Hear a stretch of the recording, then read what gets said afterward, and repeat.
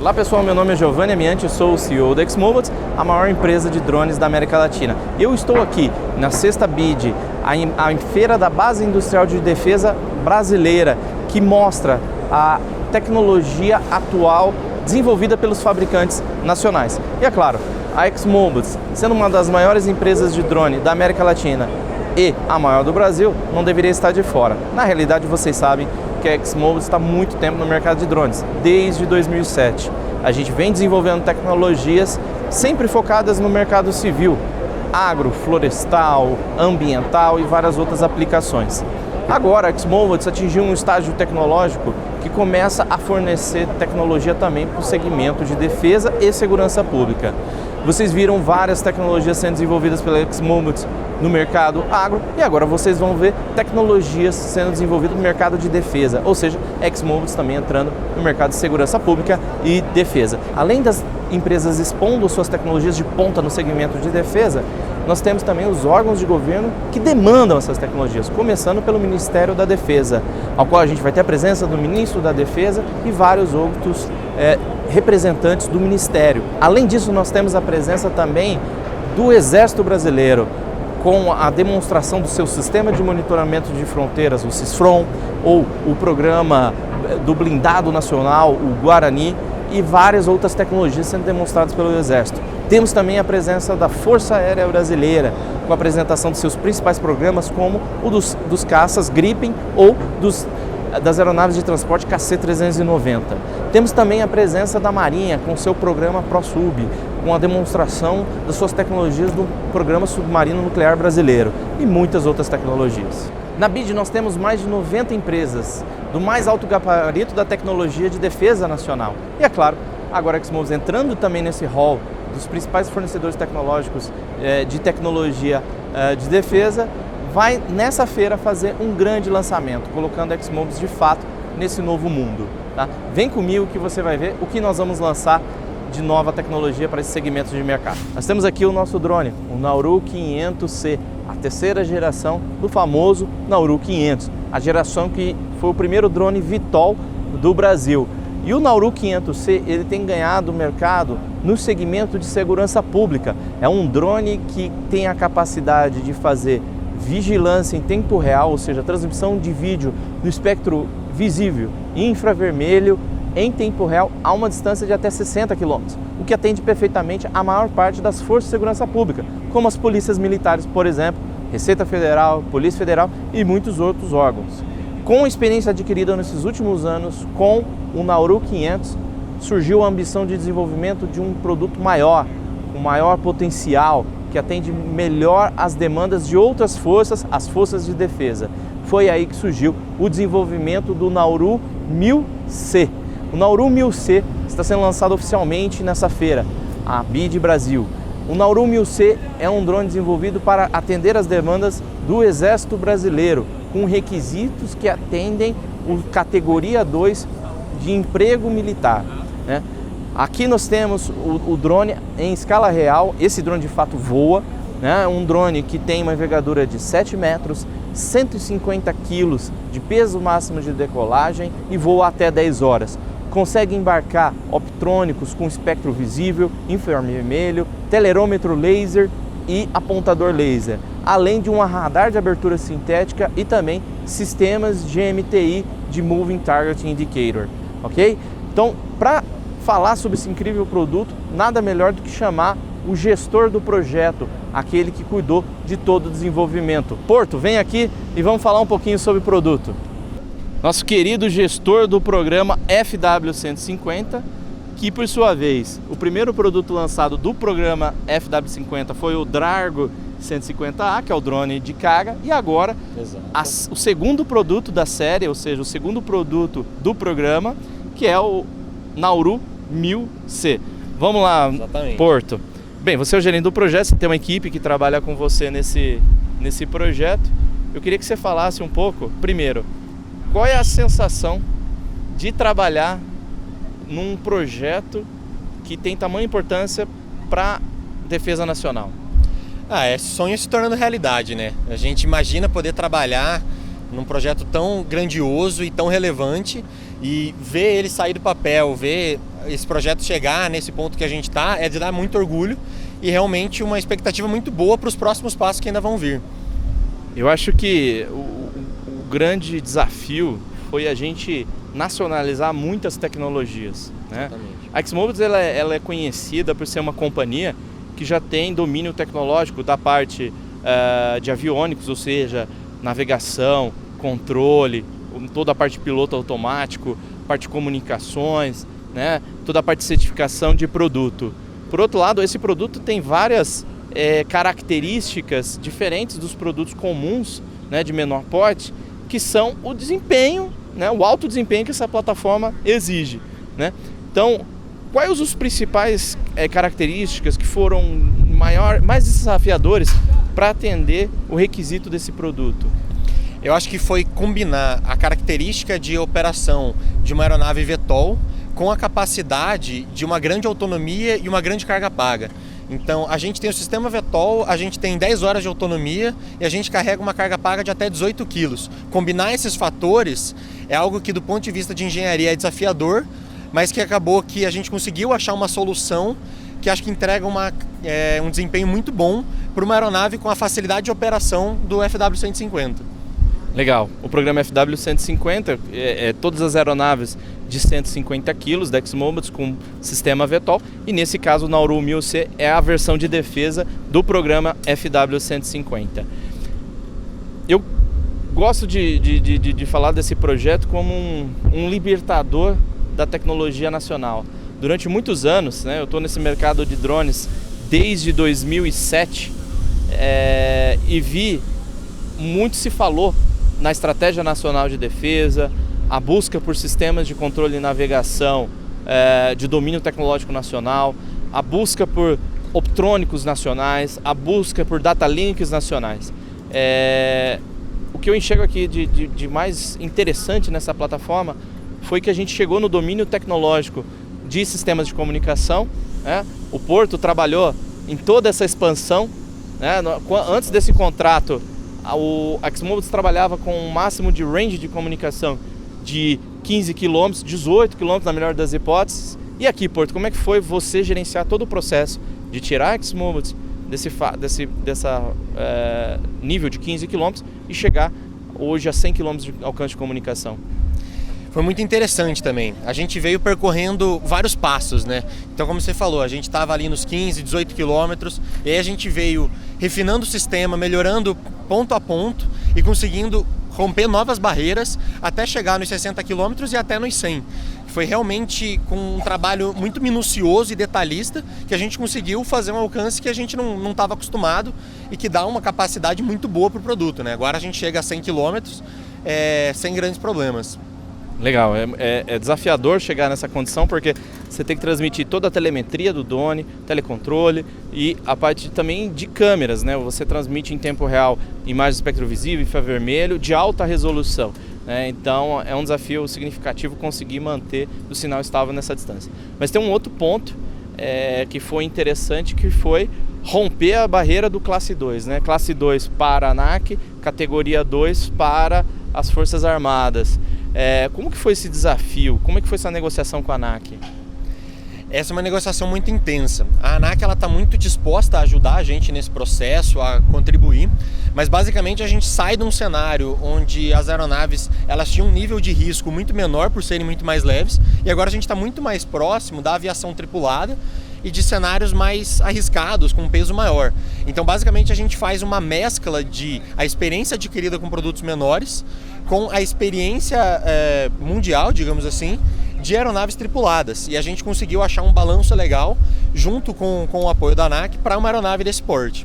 É interessante que no time tem pessoas que trabalharam com desenvolvimento de aeronaves da classe geral, né, que trabalham em outros produtos que agregaram esse valor dentro dos conhecimentos já existentes na Xmobiles, né, que era o equipamento de aeronaves de classes até 3, né, como o Nauru, Char, Arto, que são produtos que já estavam consolidados. Então, hoje existe um projeto de certificação desse produto, correto, dentro da ANAC.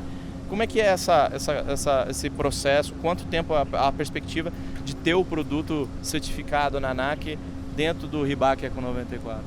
A gente tem um processo caminhando com a ANAC, a gente está fechando os meios de cumprimento dos requisitos e basicamente a gente tem expectativa de dentro de 1 ano e meio a 2 anos estar com autorização de projeto. O processo vem caminhando consistentemente, então a expectativa é muito boa da gente conseguir certificar todo o sistema dentro desse prazo.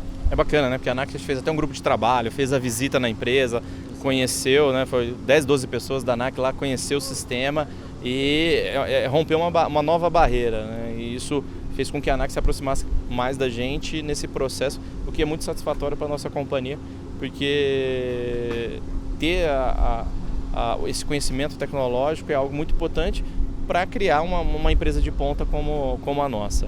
E agora, Porto, explica melhor aí, explica os sistemas, explica o drone como um todo. Bom, então vamos lá. Essa aeronave, na verdade, é como se ela fosse a combinação de 2 aeronaves ao mesmo tempo. A gente tem um sistema multirotor e um sistema asa fixa.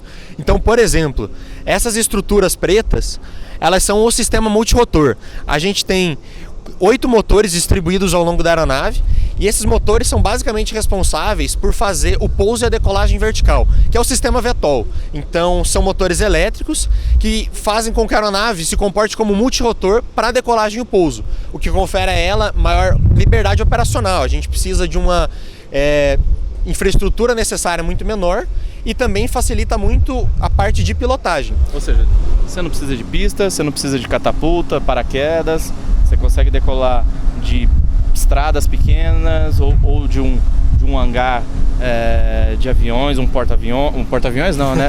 Uma fragata, por exemplo, ou seja, de um heliponto de uma fragata já seria suficiente para conseguir decolar esse equipamento, ou mesmo numa aplicação militar como do Exército, você conseguir decolar de regiões muito restritas. Qual o tamanho do lugar que vocês decolam ele? Hoje, uma área de mais ou menos 20 a 30 metros de raio já é suficiente para essa decolagem, que é basicamente a área de segurança para na hora da decolagem. Se ele tiver um vento, alguma coisa, condição adversa, ele ainda conseguir fazer o processo de forma segura. Ok. Continua explicando sobre o drone. Então, esse é o sistema elétrico que faz o pouso e a decolagem. Agora, qual que é o problema do... Por que 8 motores? Por que 8 motores? Explica melhor. 8 motores. Por que não 4 igual todo multirotor? Basicamente porque um dos focos desse sistema é ele ser redundante em vários aspectos. Então, com 8 motores, se a gente tem a falha de um motor, por exemplo, ou a falha de uma bateria, a gente ainda mantém no mesmo ponto um outro motor funcionando. Já aconteceu? Já aconteceu e a gente já salvou. Porque os problemas eles acontecem. A gente nunca vai trabalhar para zerar a falha. A gente trabalha para reduzir a probabilidade de ocorrência e conseguir, caso ocorra, compensar essa falha, mitigar isso de alguma forma. Então por isso que a gente tem 8 motores elétricos. Se a gente perde um, a gente mantém ainda 7 operacionais e isso faz com que a gente ainda consiga fazer o procedimento de pouso, por exemplo, de maneira segura, onde ele vai pousar um pouco mais rápido do que o normal, mas ele não vai danificar nenhum equipamento, que é o mais importante nesse caso. Aí falando um pouco, né, esse sistema multirotor ele funciona muito bem para essa parte da operação, da facilidade de pilotagem, só que ele tem um problema que é a autonomia. Então, se a gente tem os motores elétricos, ele tem... Quer dizer o arrasto ou não? Não, o que eu quero dizer é que se a gente só tivesse o multirotor, a gente operando nas baterias, a gente fica muito pouco tempo voando. A gente teria alguns minutos de autonomia. E não é o que esse sistema precisa. Então, por isso que a gente tem o sistema asa fixa. Então, o sistema asa fixa é para realmente fazer o voo de longa duração. Então, a gente tem a asa em si, e esse motor que fica na parte de trás da aeronave aqui, que é um motor combustão. Então esse motor ele opera com gasolina de aviação e ele faz basicamente a propulsão durante o voo asa fixa.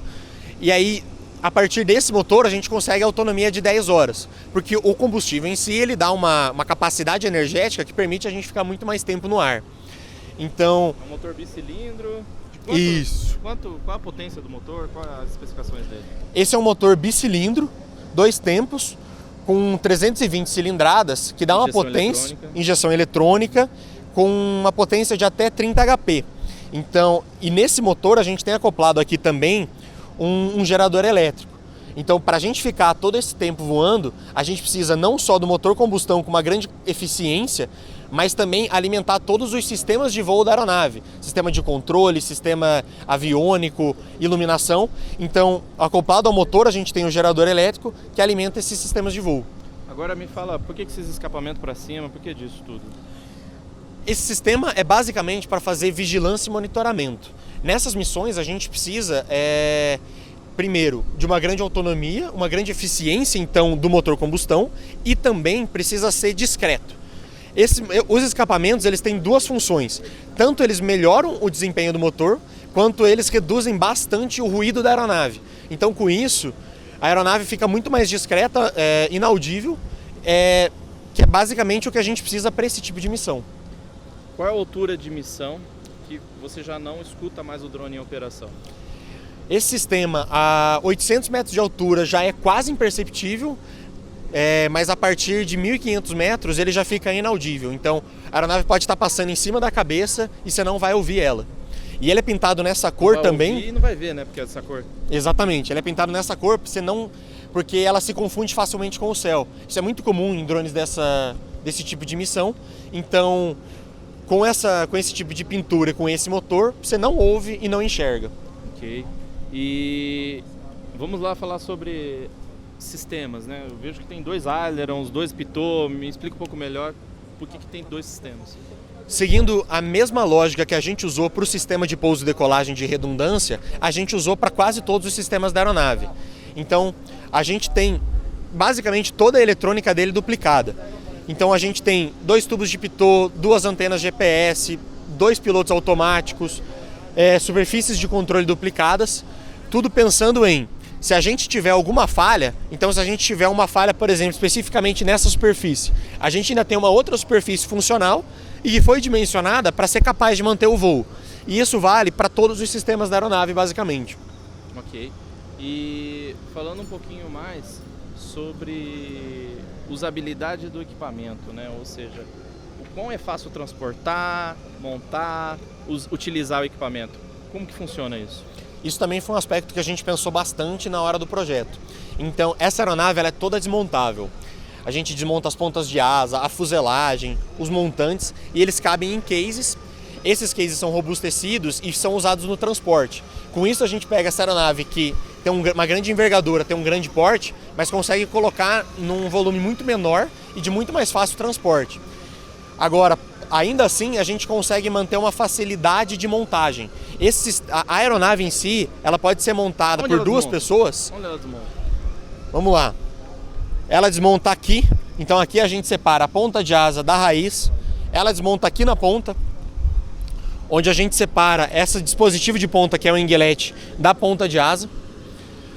Ela desmonta também aqui nos montantes. Esses montantes eles estão presos aqui na raiz de asa, eles saem para baixo, são desmontáveis também. A gente desmonta também a raiz de asa, que é essa parte aqui da fuselagem. Então, todo esse V aqui, ele sai. E a fuselagem é desmontada do trem de pouso da aeronave. E tudo isso guardado em caixas? Exato, aí a gente já tem as caixas provisionadas, cada peça tem seu local próprio. O processo de desmontagem a gente faz em 20 minutos e para montagem em 2 pessoas é possível fazer em até 30 minutos. Então, por mais que a gente desmonte bastante, é de simples montagem e de rápido emprego. E assim a gente consegue casar a usabilidade com também o transporte. Ok. E falando sobre aplicações, né? Vamos mostrar aí aonde ficam os sensores, aonde fica... Quer mostrar lá na frente? Vamos ali para frente. Bom, e agora mostrando um pouco onde que vão os payloads, os sensores da aeronave. Então aqui nessa parte bem da frente, a gente tem onde vai montadas as câmeras do drone, basicamente os optrônicos, que inclui câmera eletroóptica, câmera infravermelha, então para fazer imagem diurna, imagem noturna, e a parte de vigilância. Aqui um pouquinho atrás das câmeras é onde seria montado o radar. Então o radar que vai nessa aeronave, ele tem 2 funções, ele tem o radar SAR e o radar GMTI. O radar SAR é um radar de mapeamento, para fazer o reconhecimento do terreno. Por outro lado, o GMTI é um radar de varredura, ele fica girando a antena e ele detecta alvos móveis se deslocando em solo. Então, por exemplo, um carro se deslocando, um caminhão, e ele entrega a velocidade e a posição desses alvos que estão se deslocando. Finalmente a gente tem ainda um último compartimento na aeronave, que fica nessa parte de baixo aqui, que é onde vai montado o sistema de paraquedas. Esse sistema é um sistema para pousos em emergência. Então, caso a gente tenha alguma falha catastrófica na aeronave, ele vai acionar o paraquedas ele abre para baixo, mas depois que ele infla, a aeronave vira de cabeça para baixo. Ela deixa essa parte do nariz para cima, junto com os sensores, as câmeras, o radar, na parte mais alta do drone. Isso faz com que, quando a aeronave pouse com o paraquedas, a gente tenha os sensores, que são a parte mais valiosa, na parte mais alta da aeronave, mais protegida. Então, basicamente, o pouso de paraquedas ele é pensado principalmente em salvar os sensores. Valeu, Gabriel.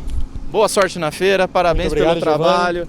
E vamos que vamos para a próxima parte do nosso projeto de lançamento do Nauru 1000C. Pessoal, o próximo componente do Nauru 1000C é o sistema de comunicação, aquele que garante com que esse equipamento consiga atingir 100 km de alcance de comunicação.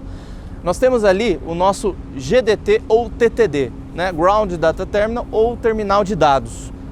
Esse sistema foi projetado para operar em duas frequências, uma frequência próxima do 1 GHz e uma frequência próxima dos 5 GHz que operam em faixas militares. Com esse equipamento que faz o apontamento em azimuth e elevação, nós conseguimos operar a 100 km com muita tranquilidade o equipamento. E vamos conhecer agora o nosso sistema de controle do drone. Pessoal, nós estamos aqui dentro da estação de controle do Nauru 1000C. Nós temos aqui 3 posições nas quais comandam tanto o drone como as cargas pagas. Começando aqui pela primeira estação. A primeira estação é a que comanda a carga paga. Nós temos aqui as imagens da câmera no espectro visível e de canto a infravermelha, transmitindo em tempo real. E nós temos aqui os joysticks de comando, teclado robustizado, o sistema de fonia para que o comando e os pilotos consigam se comunicar trocando informações sobre os alvos. A segunda estação de controle é a que comanda o drone. Como vocês veem aqui, são 2 sistemas de controle rodando em paralelo e mais o sistema de mapa. É muito parecido com as tecnologias já embarcadas nos sistemas da XMobiles. E a terceira estação de controle é uma estação de controle que normalmente ela é utilizada para que uma aeronave ela vá até a região onde está ocorrendo a missão. Quando essa aeronave chega nessa região, troca-se a aeronave que está em missão retorna e a nova aeronave assuma. Com isso você consegue fazer uma missão 24/7. E finalizando, a estação de controle do Nauru 1000C também conta com o sistema de fonia VHF, na qual você consegue fazer a fonia com outras aeronaves tripuladas, sistema DSB e, é claro, todo o conforto necessário que você precisa para uma operação que você fica 24/7. Então a gente tem um ambiente climatizado, sistema de energia redundante para que, mesmo que você perca o seu gerador externo, você ainda tem baterias que conseguem manter a operação de pé durante 6 horas. Pessoal, agora eu vou apresentar um componente muito importante, talvez o mais importante de um drone, o sensor. O drone ele é feito para carregar o sensor e o sensor tem que entregar altíssima qualidade de imagem. Nesse caso, como é um drone de vigilância para aplicações de segurança e defesa, o sensor que é embarcado, o principal sensor embarcado são sensores optrônicos, aqueles que têm imagens no espectro visível, espectro infravermelho, nesse caso o infravermelho é médio, MWR, telerômetro laser, ou seja, que faz o cálculo de distância do alvo em relação ao drone, e o apontador laser para guiar mísseis para o alvo. Como é um drone para fins de defesa, ou seja, para aquisição de alvos e ataque de alvos, você tem o apontador laser para guiar o míssil para o alvo. A grande inovação que a gente está apresentando nesse lançamento é que o optrônico, a câmera estabilizada, que nesse caso a XMobiles nomeou como Stabilized Image System, o XSIS da XMobiles, que esse produto é um produto desenvolvido e fabricado pela XMobiles, ou seja, dando maior soberania nacional na tecnologia de defesa. É o primeiro produto nesse sentido desenvolvido e fabricado no Brasil. O governo brasileiro já ofereceu muitos incentivos de órgãos de fomento para desenvolver esse tipo de tecnologia e agora o Brasil conseguiu conquistar a soberania nesse sentido, ou seja, a soberania tecnológica nos sensores optrônicos. E esse sensor ele tem algumas inovações como por exemplo, ele é estabilizado em 3 eixos, consegue garantir um erro de apontamento de 85 microradianos. Com isso você garante uma estabilização de imagem muito precisa, necessária para drones desse porte, né? Drones que voam a 2.500, 3.500 pés e que você tem que ver os alvos em altíssima qualidade. Roda aí o vídeo mostrando o poder do zoom desse tipo de câmera no drone. Como vocês podem ver, você consegue ter um zoom óptico de 30 vezes na imagem no espectro visível e também o sensor MWR, com zoom óptico de 15 vezes. Como vocês veem, pessoal, qual é o grande desafio de um sensor como esse? É ele conseguir estabilizar os movimentos da aeronave. Então, quando eu movimento aqui o equipamento, ele tem que garantir um movimento muito suave na imagem. Então, com esse sistema, com resolução de 85 microradianos, você consegue ter uma estabilização de imagem muito boa para zoom óptico muito distante, com zoom óptico de 30 vezes, mesmo você voando, por exemplo, a 2.500 pés de altura. Aqui a gente tem a interface de controle do gimbal, na hora que você vê a imagem no espectro visível, espectro infravermelha, e você tem o medidor de distância, altitude, coordenada do seu alvo e vários outros aspectos do gimbal. Aqui você tem o controle de posicionamento do gimbal, além de várias funções do equipamento. Pessoal, eu estou aqui na BID Brasil 2021, no stand do Exército Brasileiro, falando com o Coronel Saraiva, do Estado-Maior do Exército Brasileiro. Coronel Saraiva, poderia se apresentar, por favor? Claro. Eu sou o Tenente Coronel Saraiva, trabalho na 4ª Subchefia do Estado-Maior do Exército, no programa OCOP. Legal, Coronel Saraiva. E a ideia aqui é perguntar um pouquinho sobre o sistema CAT-2 do Exército Brasileiro. E aí tem algumas perguntas que orientam a gente para saber qual o principal uso da tecnologia pelo Exército. E a primeira pergunta é, o que é o SARP CAT-2? Bom, o SARP CAT-2 ele é um sistema aéreo remotamente pilotado. Ele é um sistema, como o próprio nome diz, ele é composto pelos seus subsistemas. Desses subsistemas é composto pelas aeronaves, como a gente pode observar aqui em cima. Nesse sistema categoria 2 Nauru, é composto por 3 aeronaves. Essas 3 aeronaves, elas têm um objetivo de manter uma vigilância sobre um determinado alvo.